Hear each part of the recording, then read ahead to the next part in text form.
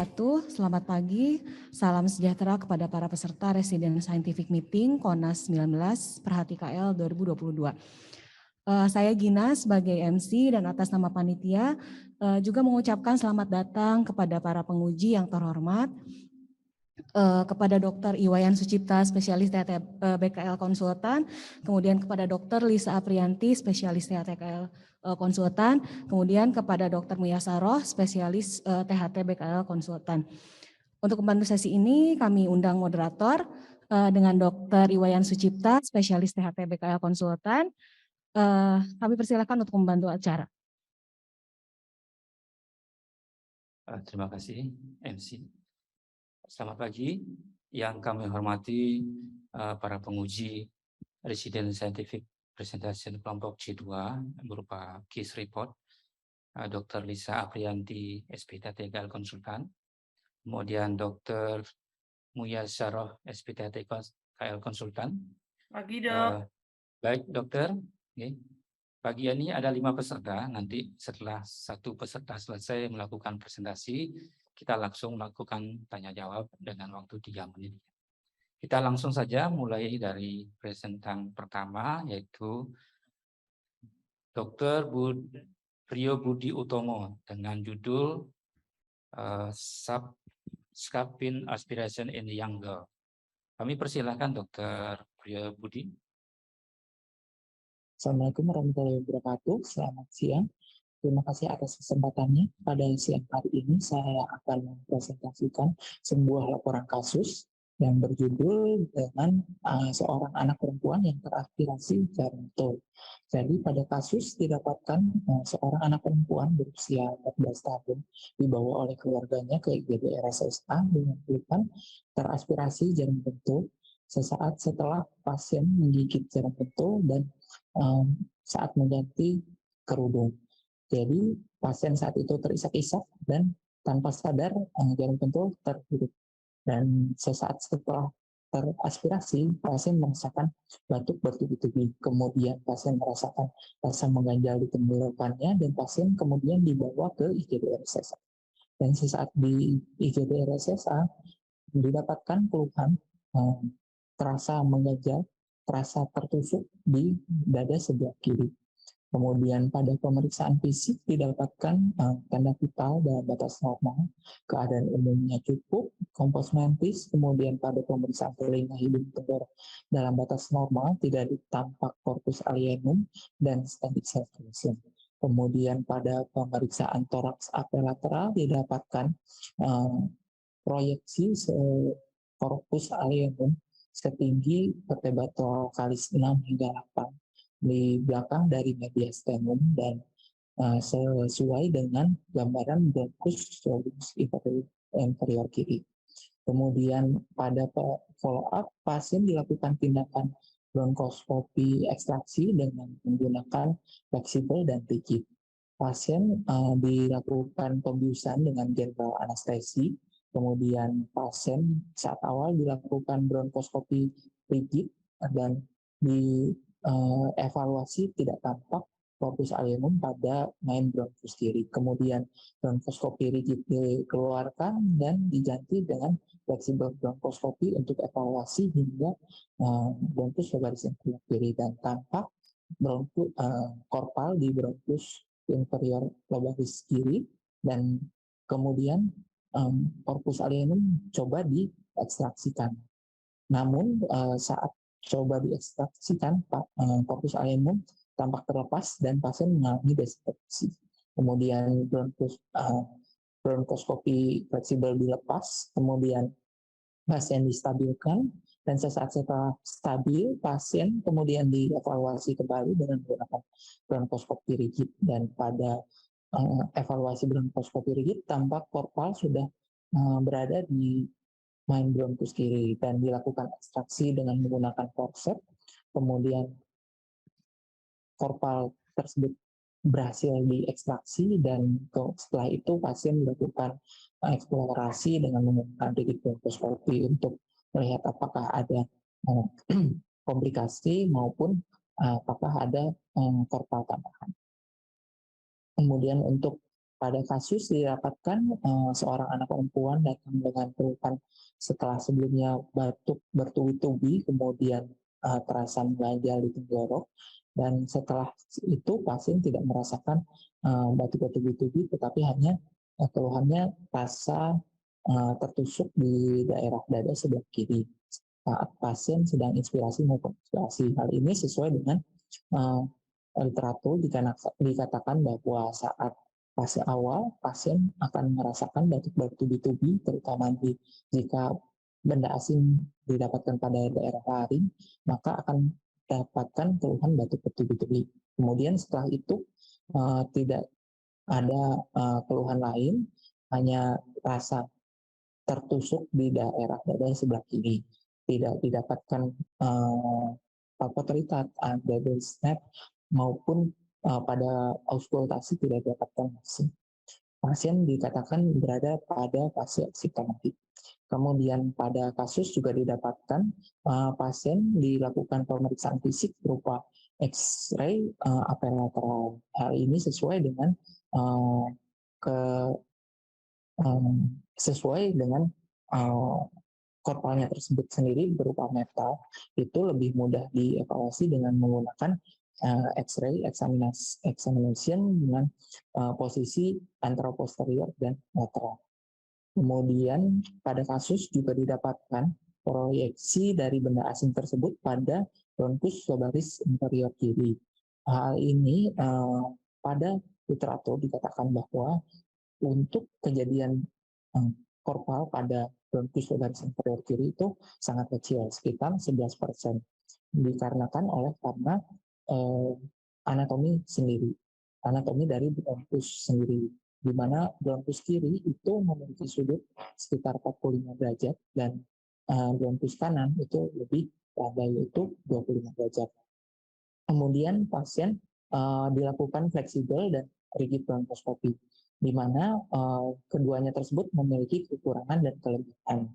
Di mana pada pasien ini dilakukan rigid bronkoskopi dan tidak tampak korpalnya. Kemudian dilakukan fleksibel, tampak korpal pada bronkus lobaris inferior kiri dan dilakukan ekstraksi dan korpalnya tersebut terjatuh dan pasien mengalami desaturasi karena kesulitan kontraksi. Karena itu diganti kembali oleh rigid bronkoskopi dengan karena lebih mudah untuk ekstraksi dan ventilasinya lebih mudah.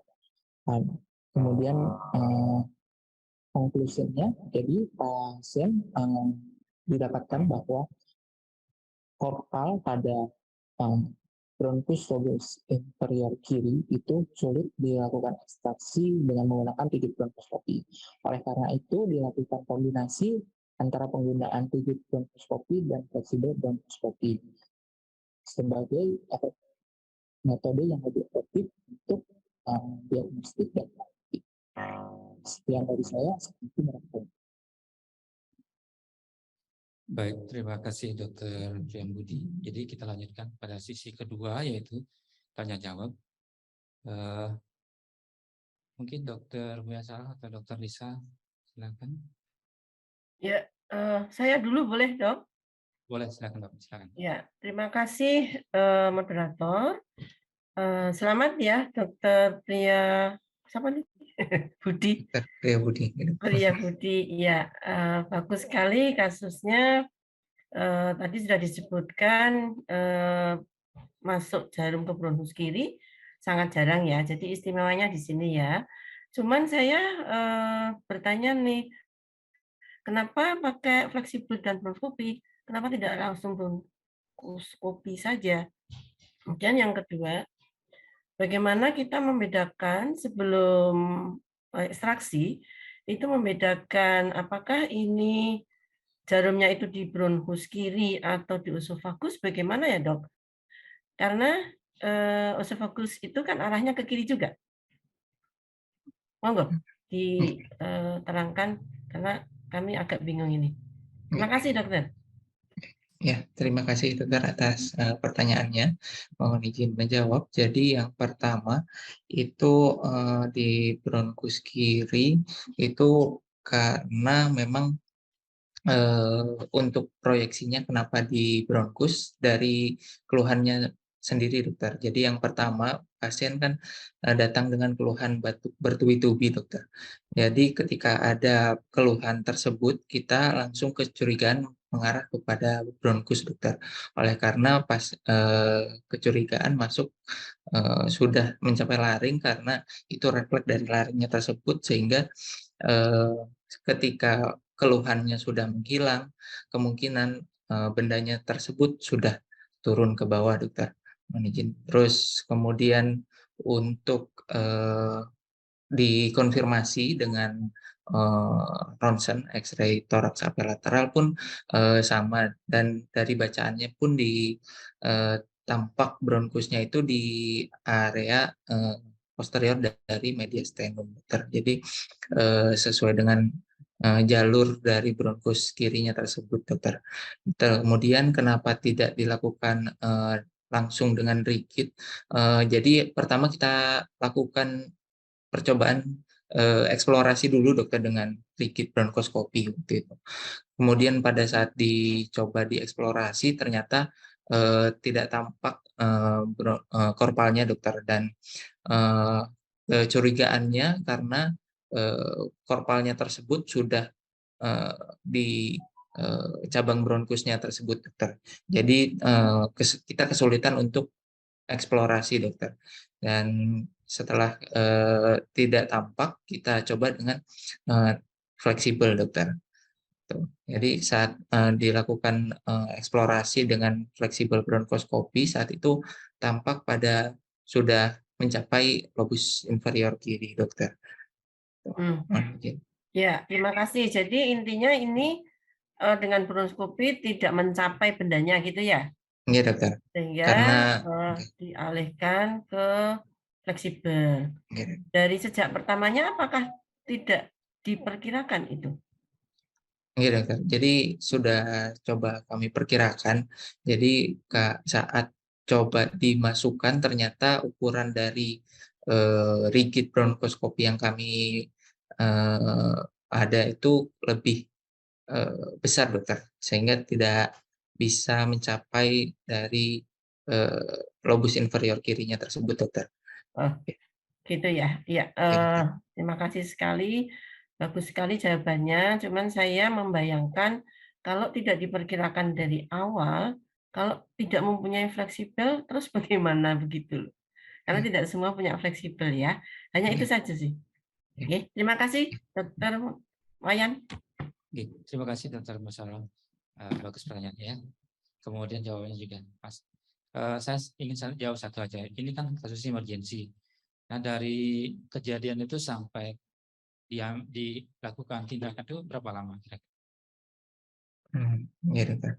Mohon izin. Jadi pasiennya itu datang sore hari, dokter. Jadi sekitar pukul 3-4, dokter. Kemudian kita persiapkan pasien. Jadi kita malam harinya itu langsung kita ekstraksi, dokter. Sekitar pukul 8-9, dokter. Oke, dari saya cukup mungkin, Dokter Lisa. Cukup, Dokter. Oke, sudah banyak pertanyaan dari Dokter Musara. Kita cukupkan untuk ini. Kita lanjut ke presentasi yang kedua. Kami persilakan Dokter Herkianing Prasetyo dengan judul kasusnya Nurse Syndrome. Silakan, Dokter. Terima kasih atas kesempatannya. Perkenalkan, saya Dr. Hertianing Prasetyo, PPDS IKTHT BKL, Universitas Brawijaya Malang. Perkenankan saya untuk menyampaikan laporan kasus mengenai sindroma Ottner.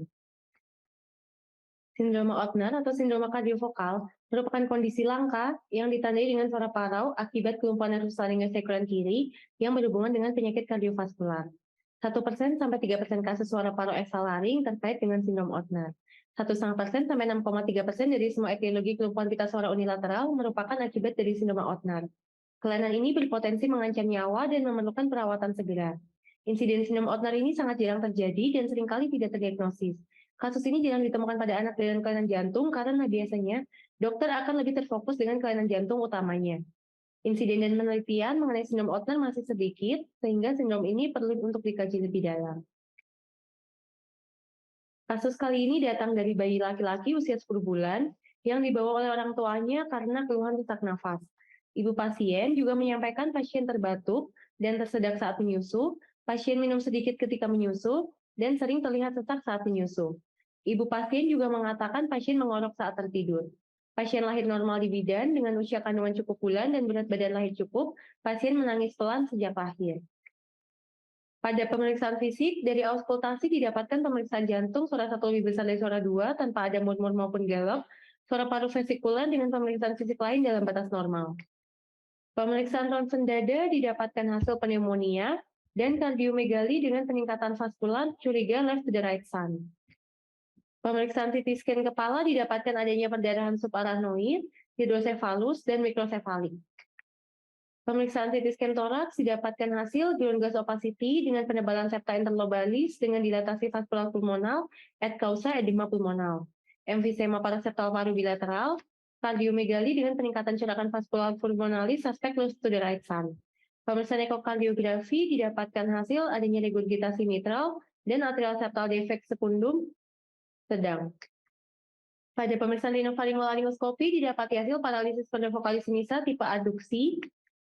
Pasien kami berikan tata laksana IV ampicillin sulbactam 3 kali 500 mg, IV gentamicin 1 kali 50 mg, IV paracetamol 4 kali 75 mg, peroral fenobarbital 2 kali 15 mg, peroral salbutamol 3 kali 0,7 mg, peroral captopril 3 kali 3,125 mg, dan pasien kami rencanakan untuk MRCT kardio untuk evaluasi terapi setelah 6 bulan terapi.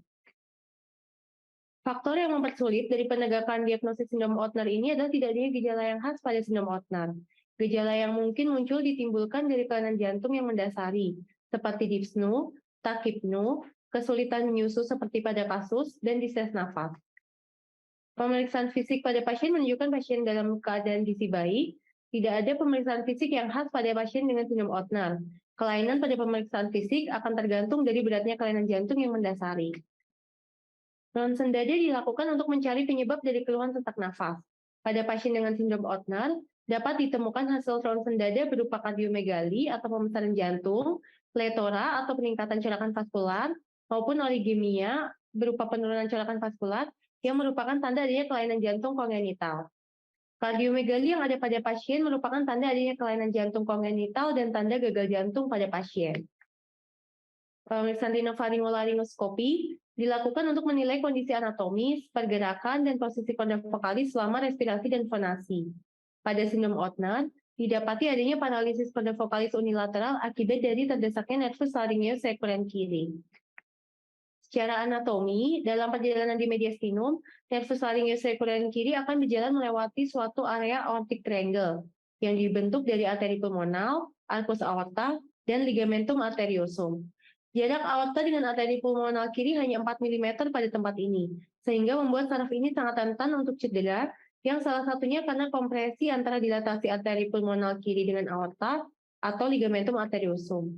Atau dapat juga karena limfadenopati yang terdapat di sekitar arcus aorta, yang mengakibatkan degenerasi dari serabut saraf dan nervus laryngeus sekuren kiri. Adanya kelainan jantung pada sindrom Ottner, contohnya pada kasus ini terdapat kardiomegali dengan kecurigaan pembesaran arteri pulmonal, akan mempersempit aortic triangle yang berdampak pada terhimpitnya nervus laryngeus sekuren kiri. Tata laksana utama pada sindrom Ottner berupa pengurangan pada masalah kelainan jantung yang mendasari. Koreksi penyebab yang mendasari dapat memulihkan sonda parau, meskipun penelitian terhadap tata laksana sindrom Ottner sendiri masih terbatas. Indikasi untuk pembedahan jika didapatkan pneumonia aspirasi dan keinginan pasien untuk meningkatkan kualitas hidup yang berhubungan dengan suara.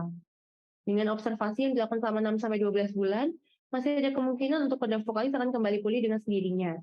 Pembedahan diperlukan bila kelumpuhan plika vokalis dalam suatu posisi lateral dari garis median atau posisi abduksi, dan bila kelumpuhan dalam posisi adduksi, maka tidak diperlukan pembedahan. Pembedahan dilakukan untuk memperbaiki suara atau hanya untuk mencegah aspirasi.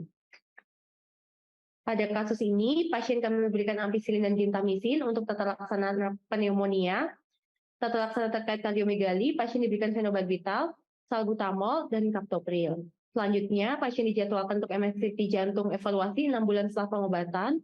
Dari bidang THT, kami masih melakukan observasi terkait paralisis pada vokalis unilateral, dan kami merekomendasikan untuk flat lying position saat pasien menyusu untuk mencegah terjadinya aspirasi.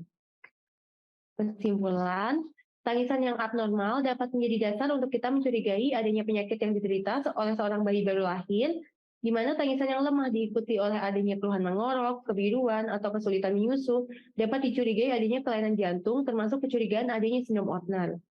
Prognosis dari kelumpuhan nervosaringeus rekuren tergantung pada derajat dan durasi dari kompresi saraf. Prognosis sindrom ini tergantung pada kemungkinan mengelola penyebab yang mendasari. Jika terdeteksi dini dan dilakukan tata laksana jantung lebih dini, maka sindrom ini biasanya reversibel. Berikut daftar pustaka yang saya gunakan. Sekian presentasi saya, terima kasih. Ya, demikian presentasi Dr. Herdiani. Kami persilakan Dr. Miesaro atau Dr. Lisa untuk memberikan. Dr. Lisa dulu dok, saya yang terakhir aja. Terima kasih dokter, Dr. Herdiani ya, kasusnya bagus ya, termasuk jarang ya. Jadi pertanyaan saya tadi, hasil pemeriksaan fisik THT-nya apa yang ditemukan selain RFL? Silakan jawab dulu. Mohon izin menjawab dokter, untuk dari hasil pemeriksaan fisik sendiri, hanya kami temukan stridor saat pasien tertidur, selain itu tidak kami temukan kelainan dokter. Saat kami akan kami lakukan laryngoskopi indirect, namun pasien tidak kooperatif, maka kami lakukan rhinopharyngoskopi langsung dokter, kami lakukan RFL langsung dokter. Stridornya inspirasi ya, atau ekspirasi?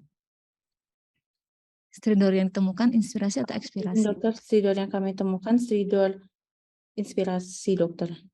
Inspirasi. Oke. Jadi hanya saat tidur ya pasiennya ada stridor, saat bangun tidak ada stridor? Atau bagaimana? Izin dokter, stridor yang kami temukan stridor minimal dokter.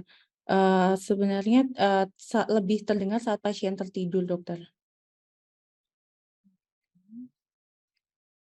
Pertanyaan saya lagi, pasien ini kan ada keluhan nafasnya yang pendek ya karena masalah jantungnya, terus ditemukan adanya gangguan dari menyusu ya.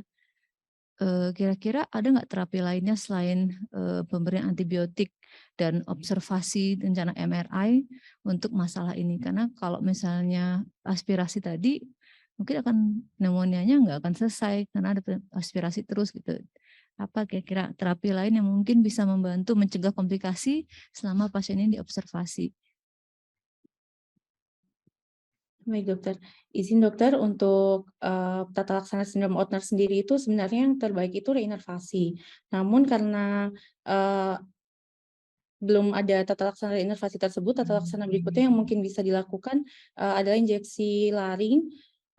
Namun karena keluarga itu tidak bersedia untuk injeksi laring, maka tata laksana di bidang THT itu belum dilakukan. Lalu untuk aspirasinya sendiri bisa dilakukan gastrostomi untuk mencegah aspirasi itu sendiri, namun dari keluarga pasien tidak bersedia, dokter. Jadi pasien tetap oral ya menyusunya ya? Izin ya dokter. Ya, mungkin itu aja, terima kasih. Terima kasih Dr. Lisa. Kami persilakan Dr. Miesaro. Ya, terima kasih dokter. Pada pasien ini tidak terpasang NGT, Mbak? Izin dokter, dari keluarga pasien tidak bersedia untuk dipasang NGT, dokter. Tapi sudah ada informasi Sudah untuk kami inform konsen dokter. edukasi upaya tidak aspirasi kan? Sudah ada. Sudah, Karena dokter. inti di situ ya, tadi menyambung dari Dr. Lisa, memang sarannya pakai NGT ya dok ya, untuk mengurangi aspirasi selama kita observasi. Yang pertanyaan kedua, bagaimana membedakan dengan laringomalasi? Karena ini identifikasi di kita kan tentang menangisnya ya, bukan karena jantungnya. Gimana? Izin menjawab dokter, pada pasien laringomalasi sendiri itu jika pada anamnesis itu akan ditemukan stridor yang berubah dengan perubahan posisi dokter. Lalu untuk pada pasien ini tidak berubah dengan perubahan posisi dokter. Untuk dari anamnesis, untuk dari pemeriksaan fisik tidak kami temukan khas pada laringomalasi seperti omega shape pada epiglotis seperti itu dokter. Ya, terima kasih, cukup dokter. Baik, kita cukupkan karena waktunya sudah lewat. Bagus ini ya, kami akan lanjutkan ke sesi selanjutnya, presentasi dari Dr. Oki Irawan. Dr. Oki Irawan dengan judul Renkes Udin. Kami persilakan Dr. Oki. Assalamualaikum warahmatullahi wabarakatuh. Saya Oki Irawan dengan pembimbing Dr. Dian Paramita Wulandari akan mempresentasikan case report dengan judul Renkes Edem. Renkes Edem atau RE mempunyai nama lain polypoid chorditis, polypoid laryngitis, polypoid degeneration, chronic hypertrophic laryngitis, dan smoker's polyp. Ini merupakan lesi jinak kronis ditandai dengan adanya pembekakan pada kedua lapisan superficial dari pita suara atau Renkes space. Ini merupakan RE menempati 10% dari semua penyakit pada laring dan dia mengenai kurang dari 1% dari seluruh populasi. Biasanya menderita penyakit RE ini diderita oleh female atau perempuan usia 20-60 tahun dan tidak ada hubungannya dengan etnis maupun area geografis. Di Politehadi Sarjito kami hanya menemui 5 kasus dalam 5 tahun terakhir. Menurut Tan et al, grading dari RE terbagi menjadi 4, yaitu didasarkan pada sumbatan pada area jalan nafas, yaitu grade 1 menyumbat 25%, grade 2 25-50%, grade 3 50-75%, dan grade 4 lebih dari 75% RW tersumbat. Renkes Edem biasa ditandai dengan adanya diskonia atau serak, tapi dapat juga pasien mengalami dispneu atau gangguan pernapasan. Jika pasien mengalami gangguan pernapasan, kita dapat menawarkan pasien untuk dilakukan operasi. Manajemen atau dari pengobatan dari RE atau Renkes Edem, kita harus pertama-tama mengeliminasi dari faktor risiko, yaitu menghentikan merokok yang merupakan faktor utama, vokal terapi, dan LPRD terapi. Kita juga dapat menambahkan pengobatan yaitu berupa injeksi steroid pada Renkes space. Untuk pengobatan surgery atau bedah, kita dapat mendekati dengan konvensional microlinear surgery maupun dengan laser terapi. Dari case report, kami hadapkan pasien laki-laki usia 65 tahun dengan keluhan serak dalam 1 tahun terakhir dan memberat dalam 1 bulan sebelum masuk rumah sakit. Keluhan juga disertai dengan penurunan pernapasan apabila disertai dengan adanya kegiatan berat maupun berkata atau berbicara yang panjang. Pasien mempunyai riwayat perokok sejak usia 10 tahun, 12-16 batang per hari. Pasien juga mempunyai riwayat hipertensi yang terkontrol dengan obat. Dari pemeriksaan THT, didapatkan adanya pemeriksaan THT dalam batas normal dengan grafas skor 3, R2B2A1S2 dengan PHI 78. Dari pemeriksaan fiber optic laryngoskopi didapatkan adanya ventricular obliterasi derajat sedang dan kemerahan pada area adenoid bilateral. Kami juga mendapati adanya plika vokalis atau pita suara yang bengkak di kedua sisi ditandai dengan warna kekuningan dan terisi cairan pada permukaannya. Dari pemeriksaan CT scan kami mendapati adanya pembekaan pada area glotis dan isoden lesion atau lesi isoden pada area glotis tinggi PJ5. Pasien kami diagnosis dengan Renkes edema dengan kami lakukan bedah mikrolaring dan injeksi steroid yaitu berupa triamcinolone acetonate 40 mg per mililiter dengan dosis 0,1 sampai 0,2 ml di setiap area suntikan pada plika vokalis bilateral. Kami melakukan pengangkatan jaringan odem pada area superficial dari plika vokalis bilateral. Setelah dilakukan operasi, pasien kami edukasi untuk berhenti merokok dan istirahat bersuara selama 1 minggu, lalu disertai dengan diet LPRD. Pasien mendapatkan obat antibiotik, anti radang, dan anti nyeri. Dari pemeriksaan patologi anatomi, dilihat bahwa di area di bawah epithel di sekitar jaringan ikat didapatkan adanya jaringan yang mengalami udem dan terisi cairan. Tidak didapatkan tanda-tanda ganas sesuai untuk ciri-ciri dari Renkes Edem.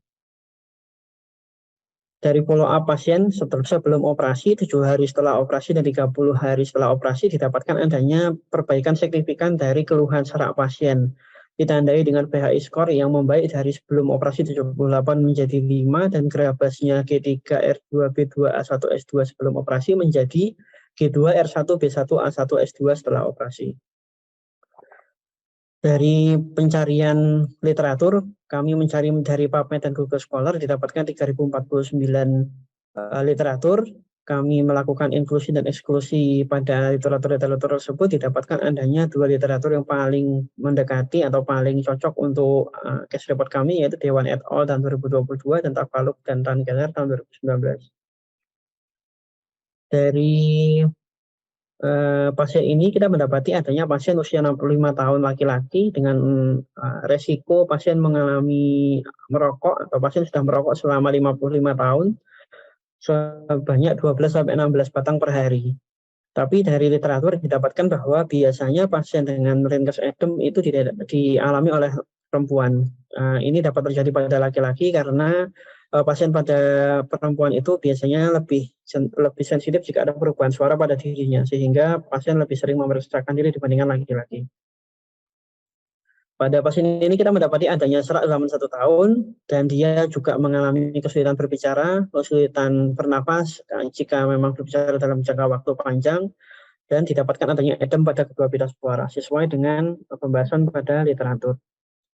Pasien juga sudah menjalani microlaryng surgery yang merupakan pilihan pertama dalam manajemen rheumatis edem. Pasien juga mendapatkan antibiotik, anti radang, dan anti nyeri. Sedangkan pasien juga sudah kita edukasi untuk berhenti merokok, lalu mengistirahatkan suara 1 minggu dan diet LPRD pada pasien, sesuai dengan literatur yang disebutkan sebelumnya. Dari kasus ini kita bisa mendapati bahwa kita melihat ada pasien 65 tahun, seorang laki-laki yang menderita serak sejak 1 tahun terakhir, lalu sudah dilakukan pemeriksaan fibrooptik laringoskopi yang didapati adanya bengkak pada kedua pita suara. Lalu pasien menjalani microlaryng surgery disertai dengan injeksi triamcinolone acetonid pada kedua pita suara. Dan dari hasil patologi anatomi didapatkan pemeriksaan yang sesuai untuk rheumatis edema. Setelah follow up 1 minggu dan 1 bulan didapatkan perbaikan yang signifikan dengan PHI skor sebelum operasi 78 dan setelah operasi 5, dengan Graba skor setelah operasi G2, R1, B1, A1, S2. Terima kasih. Wassalamualaikum warahmatullahi wabarakatuh. Salam. Demikian presentasi dari Rocky yang cukup bagus ya. Jadi kami persilakan pertanyaan dari Dr. Lisa sama Dr. Musyara mungkin. Ya, terima kasih dokter. Bagus sekali ini. Kalau misalnya kita di daerah dokter siapa ini? Oki ya. Untuk membedakan antara LPR dan keganasan dini bagaimana? Karena ini usianya 65 tahun ya. Kebetulan saja ini sudah ada gambaran endoskopi, ada gambaran PA. Lalu kalau kita belum punya semuanya bagaimana, Dok? Terima kasih dokter atas pertanyaannya. Mohon izin menjawab dokter. Dari gambaran dari anamnesis juga kita bisa melihat jika memang ada kecurigaan keganasan, biasanya pasien akan mengeluhkan jika pada area glotis biasanya pasien sama-sama akan mengalami serak seperti ini dokter. Tetapi jika kita melihat lebih jauh, jika pada pemeriksaan penunjang seperti jika memang di daerah tidak punya atau tidak mempunyai fiber optic laringoskopi, kita bisa melakukan CT scan dokter minimal, sehingga kita bisa melihat bahwa jika dicurigai massa, biasanya massa tersebut akan berisi oleh kontras dan bisa menyebar ke sekitarnya dokter. Izin. Jadi kalau misalnya memang di daerah sudah mempunyai fiber optic laringoskopi, kita bisa melihat bahwa penampakan dari makroskopis massa, kita bisa melihat bahwa pada kecurigaan massa atau keganasan, kita bisa melihat permukaannya tidak licin seperti rheumatis edem ini dokter, dan biasanya ada leukoplakia di permukaannya dokter. Kadang-kadang juga kita bisa menemukan adanya gambaran massa yang mudah berdarah dokter izin. Ya, kalau besar ya. Kalau kecil ya belum kelihatan. Tidak apa-apa. Lalu dengan LPR bagaimana? Izin jika ada memang tanda-tanda LPR, biasanya kita bisa menemui adanya eritem dan adanya permukaan yang udim saja dokter pada plika vokalis dibandingkan dengan rheumatis edem. Jika pada rheumatis edem di grade awal atau stage awal, kita bisa melihat bahwa di plika vokalis dengan LPRD kemungkinan akan ditemui penampakan yang mirip dokter, ada udim pada plika vokalis. Biasanya kita bisa melihat perbedaannya pada waktu di stroboskopi dokter. pada waktu stroboskopi kita bisa melihat bahwa pergerakan plika vokalisnya akan lebih terganggu pada pasien dengan Raynaud's Edem dibandingkan dengan yang LPR, dokter. Ya, terima kasih. Jadi intinya kalau secara klinis belum ada penunjang kita nggak bisa ya. Siap, betul. Ya, sehingga harus di-DD memang ya, baru kita buktikan dengan penunjang. Ya, bersyukurlah kalau nanti mendapatkan daerah yang udah lengkap. Begitu. Terima kasih dokter, saya cukup. Dokter Wayan. Terima kasih Dokter Musyawarah. Lanjut ke mungkin Dokter Lisa, kami persilakan. Terima kasih Dokter Wayan. Kasusnya bagus ya, tentang Raynaud's Edem. Pada pasien ini masuk tipe berapa? Izin dokter, menurut Tan and all itu pasien ini merupakan Raynaud's Edem grade 2, dokter izin. Grade 2 ya? Iya, dokter. Oke. Dilakukan mikrolaringoskopi pada pasien ini ya. Kira-kira komplikasi apa sih yang mungkin terjadi dari tindakan mikroflap kita atau tindakan operasi kita pada pasien ini yang mungkin sudah diinformasikan kepada pasien? Baik dokter, jadi yang sudah kami edukasikan ke pasien terkait dari hasil atau komplikasi dari operasi, yaitu yang pertama bisa jadi setelah operasi timbul adanya jaringan parut setelah operasi, dokter, karena memang microlaryng surgery mempunyai risiko terjadinya jaringan parut setelah operasi, dokter. Tetapi kita juga sudah mencegah dengan adanya injeksi steroid intralesi pada plika vokalis bilateral, dokter. Itu yang pertama. Yang kedua, kita juga memberitahu pasien, mengedukasi pasien bahwa kita tujuan operasinya hanya untuk memperbaiki suara lebih baik daripada sebelumnya, dokter. Tetapi kita tidak menjanjikan apakah suaranya tersebut bisa kembali seperti sebelum terkena Raynaud's Edem, dokter. Izin. Baik, kita cukupkan sampai di sini pertanyaannya. Kita lanjut ke presentan berikutnya dari Dokter Rini Yuwanita dengan judul Management of Bilateral Acute Low-Tone Sensory Neural Hearing Loss. Kami persilakan Dokter Rini. Assalamualaikum warahmatullahi wabarakatuh. Selamat pagi pasien. Perkenalkan, nama saya Rini Yuwanita. Saya dari Fakultas Kedokteran Universitas Andalas. Saya akan membawakan sebuah laporan kasus yang berjudul Manajemen Gangguan Pendengaran Akut Low-Tone Bilateral. Pendahuluan, akut low-tone merupakan suatu kasus emergensi di bagian TTKL. AB pada tahun 1981 telah membedakan antara akut low-tone dengan gangguan pendengaran sensorineural mendadak idiopatik, di mana gangguan hanya terbatas pada nada rendah. Insiden terbanyak terjadi pada wanita usia muda. Gejala daripada akut low-tone sendiri dapat berupa tinnitus, telinga terasa penuh tanpa adanya pusing berputar. Kortikosteroid sistemik merupakan modalitas utama untuk terapi akut low-tone. Berdasarkan penelitian di Jepang, angka kekembangan daripada kasus akut low-tone 9-47% dan 10% akan berkembang menjadi penyakit linier. Laporan kasus, seorang perempuan 36 tahun datang ke Poli THTKL dengan keluhan utama kedua telinga terasa berdenging sejak 2 hari. Pasien juga mengeluhkan kedua telinga terasa penuh, tidak ada nyeri pada telinga, tidak ada riwayat trauma pada telinga, tidak adanya keluar cairan dari telinga, tidak ada vertigo, tidak terpapar kebisingan, tidak ada demam, batuk, dan hidung berat. Tidak ada riwayat nyeri kepala hebat, tidak ada riwayat hipertensi dan diabetes mellitus. Riwayat dislipidemia tidak diketahui, pasien merupakan seorang perawat. Pada pemeriksaan fisik didapatkan keadaan umum sakit sedang, vitalisan dalam batas normal. Pada pemeriksaan THT, pada telinga kanan dan telinga kiri, dengan telinga lapang, membran semanik itu, refleks cahaya ada. Pada pemeriksaan hidung dan tenggorok dalam batas normal.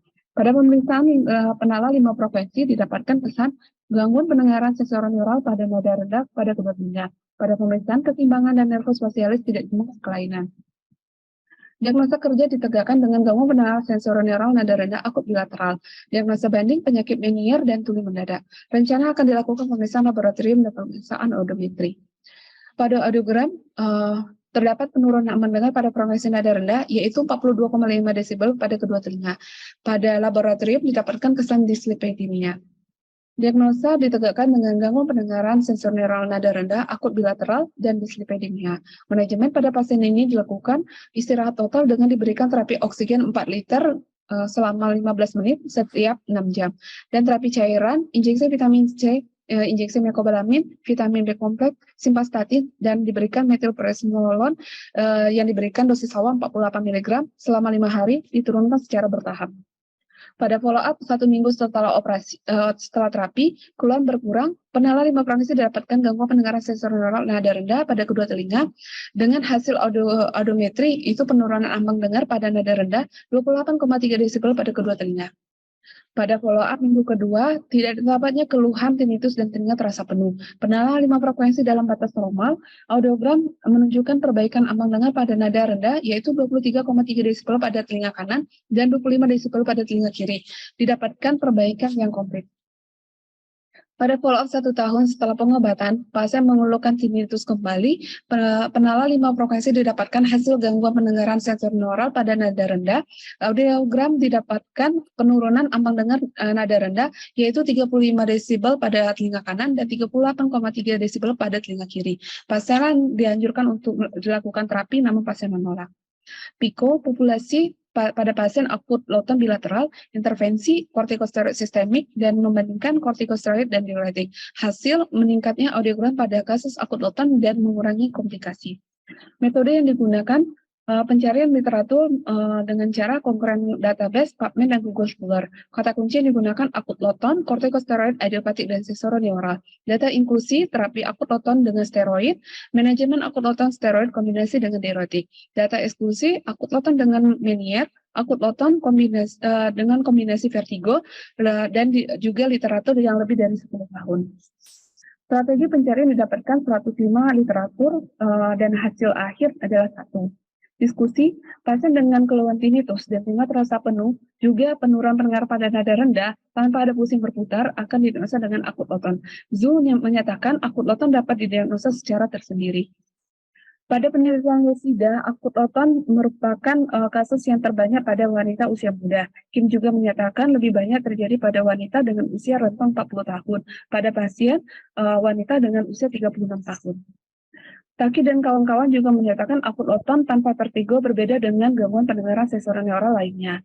AB menyatakan dalam satu studi, yaitu 39 pasien akut loton dengan penyebab yang masih belum jelas. Yoshida juga menyatakan etiologi daripada akut loton bersifat idiopatik. Dalam kasus ini, akut loton bersifat idiopatik.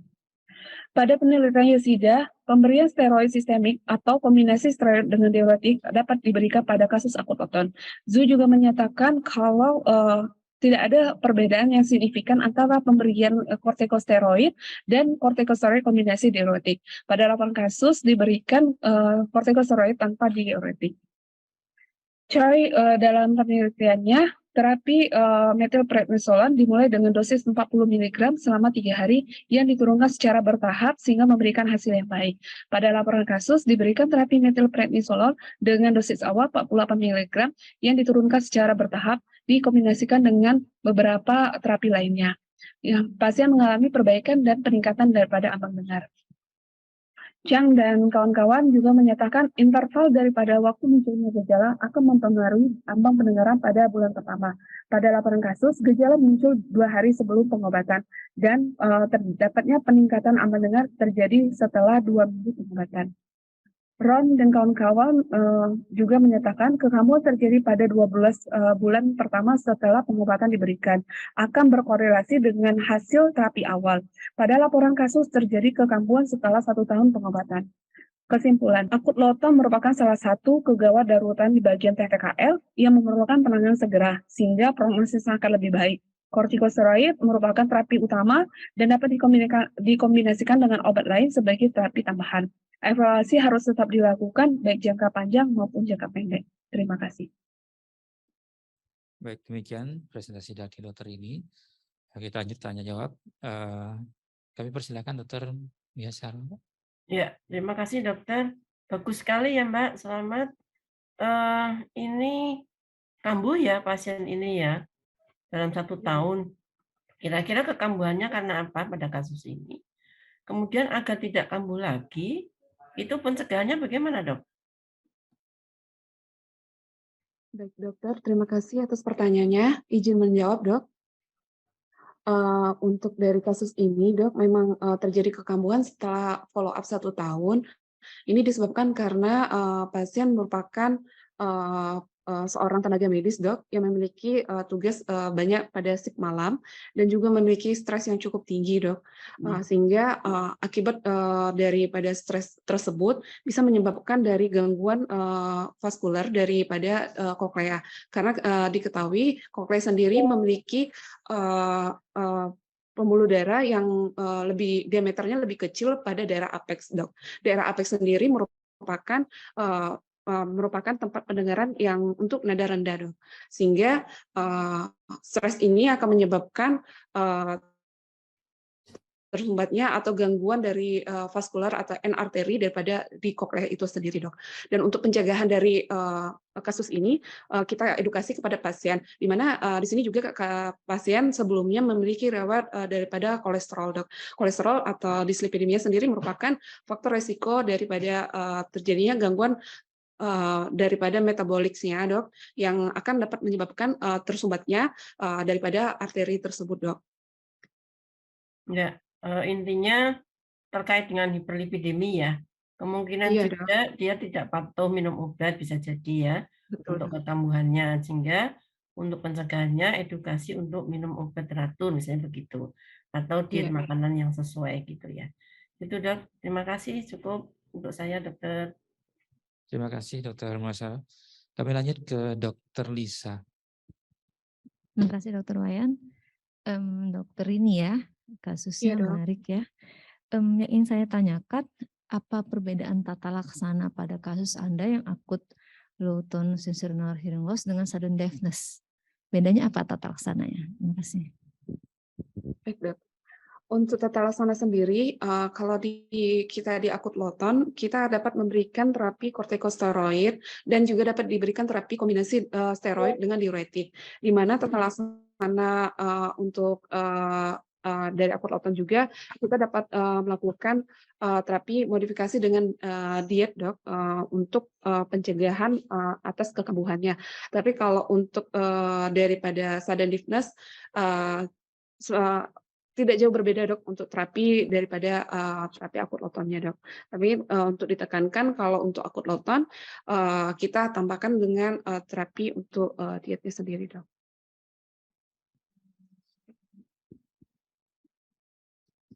Satu lagi Dok ya, boleh?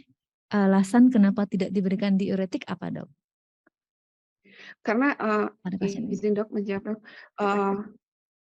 Karena dari beberapa literatur yang kita temukan, Dok, untuk terapi dari akut low tone ini sendiri adalah kortikosteroid. Untuk kombinasi dari diuretik antara kortikosteroid dan diberikan kombinasi itu tidak ada jauh berbeda, Dok, antara untuk prognosisnya sendiri. Jadi antara pemberian diuretik kombinasi kortikosteroid kombinasi diuretik tanpa diuretik itu hampir sama, Dok. Jadi kita tidak memberikan diuretik karena satu memang belum ada gejala tanda ke arah Meniere's disease itu, Dok. Oke, terima kasih, Dok. Terima kasih Dokter Lisa. Cukup bagus ya. Jadi kita lanjutkan saja dulu ke sesi selanjutnya. Kita masuk ke yang terakhir, presentasi dari Dr. Ishak Kristianto dengan acute tracheoesophageal fistula in COVID-19 patient. Silakan Dr. Ishak. Selamat pagi, saya Ishak Kristian, PPDS, THT PKL UNER. Pada kesempatan ini saya akan mempresentasikan laporan kasus tentang fistula tracheoesophagus didapat pada pasien COVID-19. FTE didapat adalah kondisi patologis di mana terjadi hubungan antara trakea dan esofagus, bisa karena kongenital ataupun didapat. Gejala FTE disebabkan oleh aspirasi makanan atau minuman, menimbulkan komplikasi paru dan mengancam jiwa. Penyebab paling banyak adalah keganasan mediastinum, kedua trauma, dalam kasus ini karena tindakan medis atau iatrogenik dan infeksi.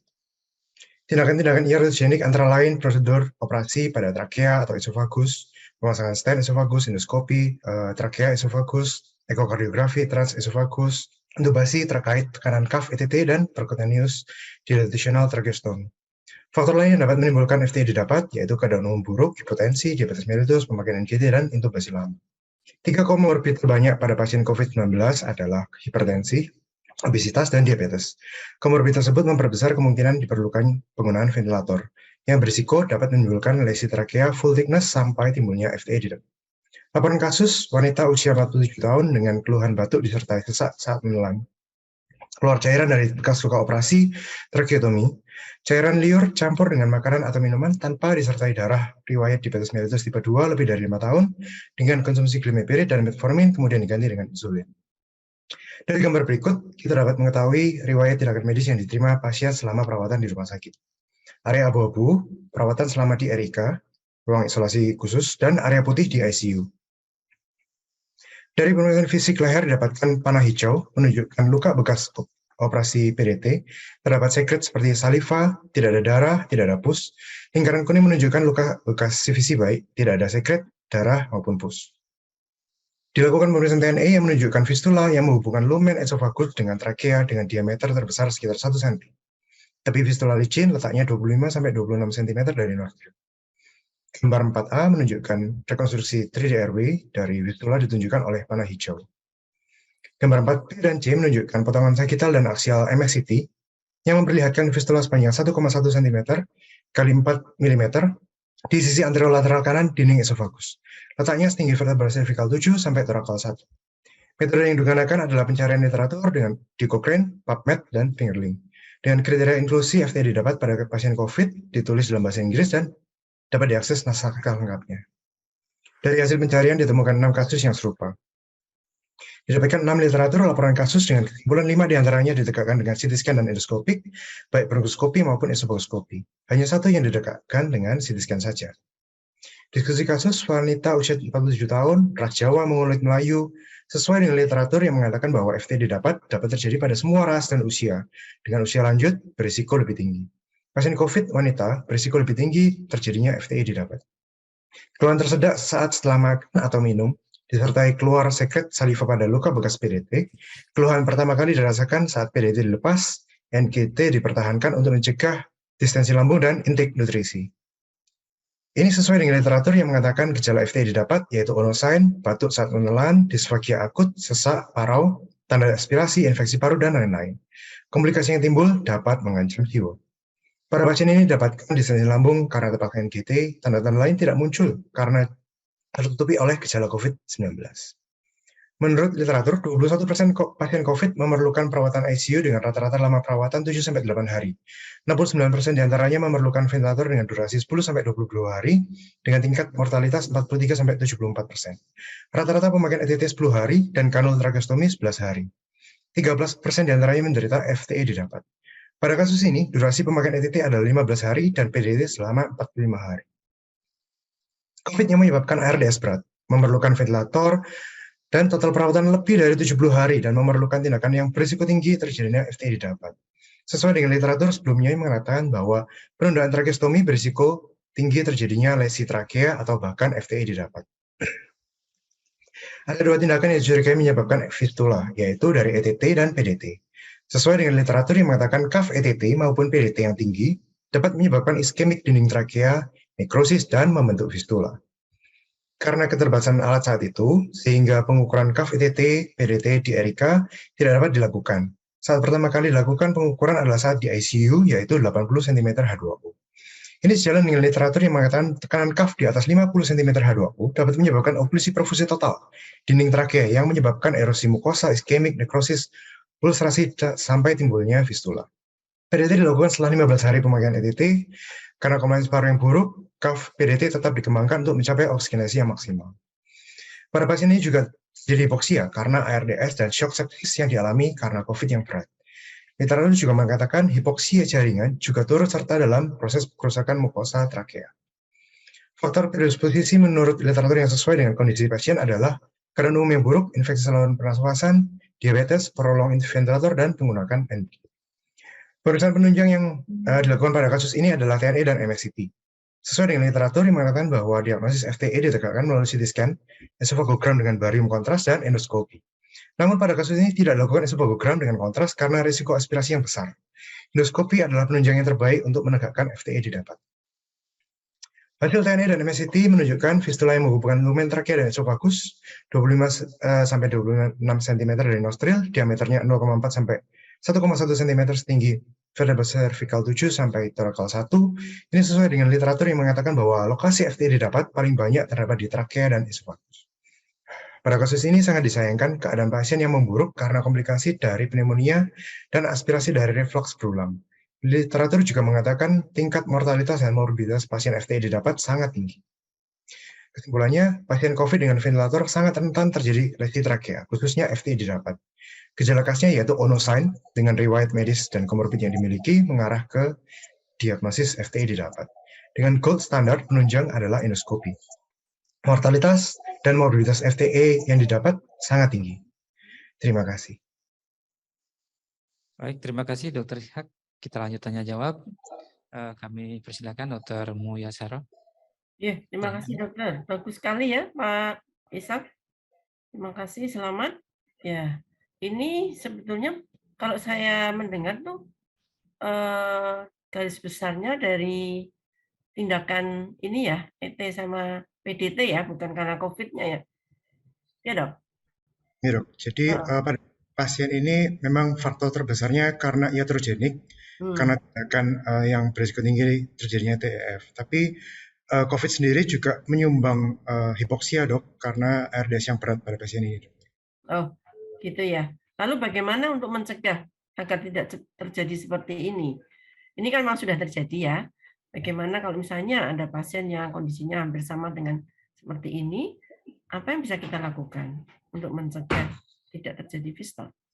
Jadi monitoring dari CAF ETT itu sangat penting dokter, karena pada pasien ini selama di RIK, di ruang isolasi itu monitoringnya terbatas, jadi tekanan CAF itu diukur saat di ICU pertama kali datang, itu 80 mm H2O dok. Jadi terlalu tinggi, padahal pada literatur disarankan di bawah 20 tekanannya. Jadi sudah terjadi oklusi selama perawatan di RIK. Ya, mencegah nekrosis juga ya. Ya. Terima kasih dokter, saya cukupkan untuk saya dokter. Terima kasih. Ya, terima kasih Dr. Muyasaro. Saya satu aja pertanyaan, jawab dengan singkat. Jadi kalau ini dipasang PDT, jadi persyaratan pasang PDT itu apa ya? Syarat paling mutlak.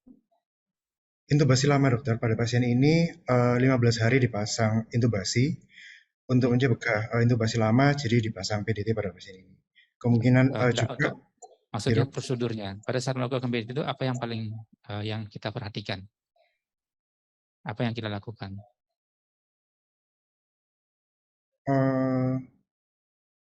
Posisi pasien tidak boleh pronasi dok. Pada kasus COVID kan biasanya dilakukan tindakan pronasi, pada pasien ini tidak, jadi bisa dilakukan PDT dokter.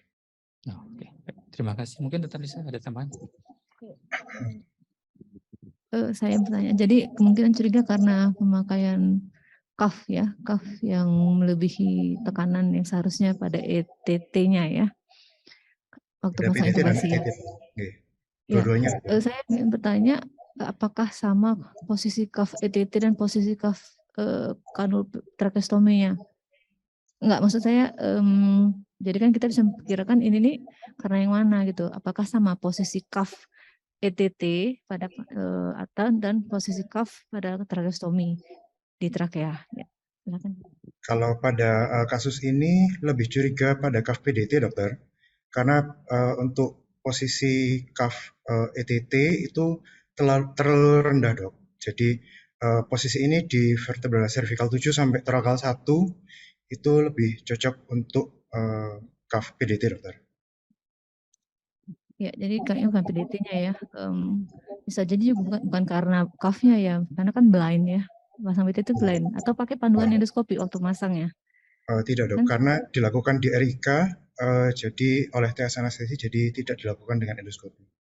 Ya, jadi bisa jadi karena tindakannya, maksud saya bisa jadi bukan karena CAF atau tindakan karena blind ya, bisa melukai daerah belakang dari trakea ya. Ya, terima kasih. Baik, dengan demikian sudah selesai sesi ini. Jadi sangat baik semuanya ya. Jadi kita masih juga bingung untuk memberikan penilaian. Kita berdoa semoga mendapatkan hasil yang terbaik ya dari peserta semuanya. Kami kembalikan ke MC. Baik, kami ucapkan terima kasih kepada moderator dan para penguji. Kepada Dr. Iwayan Sucipta, spesialis THT BKL Konsultan, kemudian kepada Dr. Lisa Aprianti, spesialis THT BKL Konsultan, dan kepada Dr. Muyasaro, spesialis THT BKL Konsultan, juga kepada para peserta yang telah mempresentasikan free paper-nya. Demikian telah selesai acara Resident Scientific Meeting pada pagi hari ini, akan diakhiri dengan sesi foto bersama. kepada Dr. Mia Saro, spesialis THTBK konsultan, dan kepada para peserta yang online agar tetap on cam.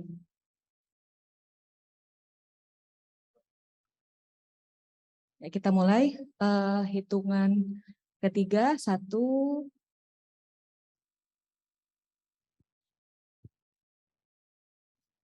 Oke, semuanya saya Baba. Izin lift 1, ya, Dok. 2, 3. 1, 2, 3. Baik, terima kasih. Demikian acara Resident Scientific Meeting pada pagi hari ini akan saya tutup. Wabillahi taufiq wal hidayah. Wassalamualaikum warahmatullahi wabarakatuh.